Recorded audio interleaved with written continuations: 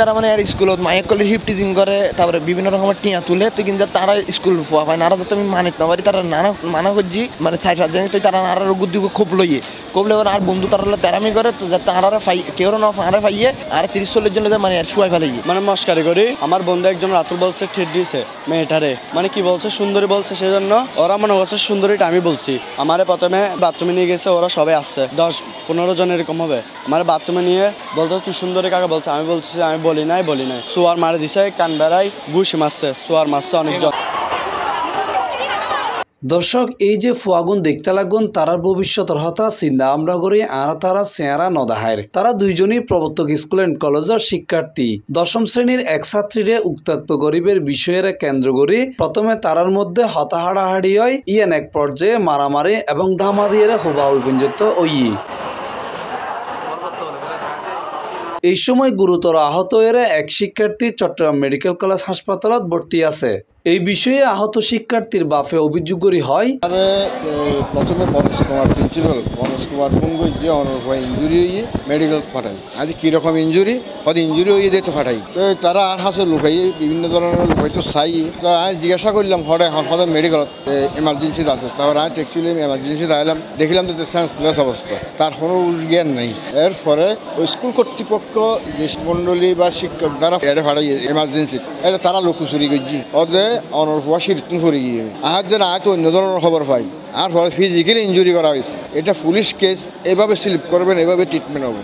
আপনার নর্মালি সিঁড়িতে পড়ে গেছে, এটা এভাবে মিথ্যা কথা বলি তো আপনি একটা সুরক্ষিত জায়গার মধ্যে আমার ছেলেকে আমি সকাল 9টা বাজে ঢুকাই দিছি, আমি ওর অক্ষত বছর বিকাল 4টা বাজে নিয়ে আসবো। এমন একটা জায়গা ক্যাম্পাসের ভিতরে কীভাবে আমার ছেলেরে এত 20-30 জন ছেলে মারলো, এটা আমি স্কুল কর্তৃপক্ষ এবং প্রধান শিক্ষক মন্ডলী সবার কাছে আমি এটা বিশ্বাস চাই।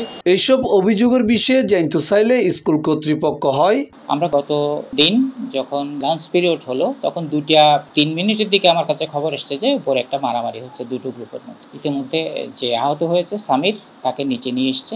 আমি দুটো ক্লাসের মধ্যে বন্ধুদের মধ্যে পরস্পর দুটো দল হয়ে তারা ভাগে এটা করেছে। করার পরে আমরা দ্রুত আগে সামির যাকে আহত হয়েছে তাকে আমরা মেডিকেলে পাঠিয়েছি। অন্য ছেলে যেটা করেছে তাকে আমরা আমাদের জিম্মায় রেখেছি। দুপক্ষের গার্ডিয়ানকে ডেকেছি, পুলিশকে সাথে সাথে ইনফর্ম করেছি, তারা এসছে। তারা একটা সালিশের চেষ্টা করেছে, বলে যে সুস্থ হলে কালকে আরেকটা ডাকেন। আজকে আমরা আবার ডেকেছি, বলছে যে যখন স্বামী সুস্থ হবে তখন তার মাধ্যমে তার বক্তব্য নিয়ে দুপক্ষের বক্তব্য শুনে আমরা বিচারটা করব। যে দোষী হবে তাকে আমরা শাস্তি দেওয়ার চেষ্টা করব আইনানুগভাবে, আমাদের প্রতিষ্ঠান প্রদত্ত। আর সংক্ষুব্ধ ব্যক্তি যারা আছে তারা যদি আইনের আশ্রয় নেয় তারা তাহলে নিতে পারে।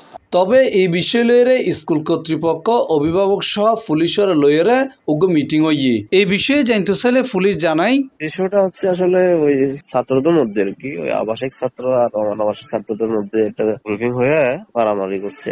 তারপরে আমি গেছি যাইয়া বললাম যে এ করেন ছাত্র তো আপনাদেরই, দেখেন ওদেরকে গার্ডিয়ান সহ ডাকেন, ডেকে ওদেরকে জিজ্ঞাসাবাদ করেন, পক্ষের কথা শোনেন, ওদের সংশোধন হয় কিনা, অনুশোচনা করে কিনা।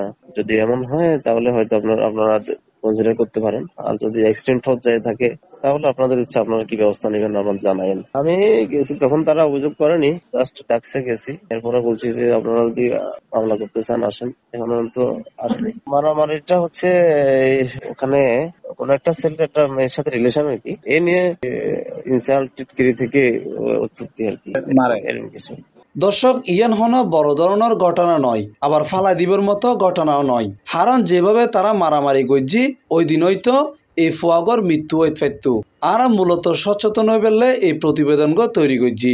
ইয়ানোর উদ্দেশ্য এখন আর ফলের মধ্যে উগ্রতা বাড়ে গিয়ে শুধু পরিবারের মধ্যে নয়, স্কুলের নিয়ম শৃঙ্খলা তোয়াক্কাই নগরে তারা। এই কারণে সচেতন মহল মনে করেন স্কুলের মধ্যে আগের মতো নিয়ম শৃঙ্খলা আনম ফরিব।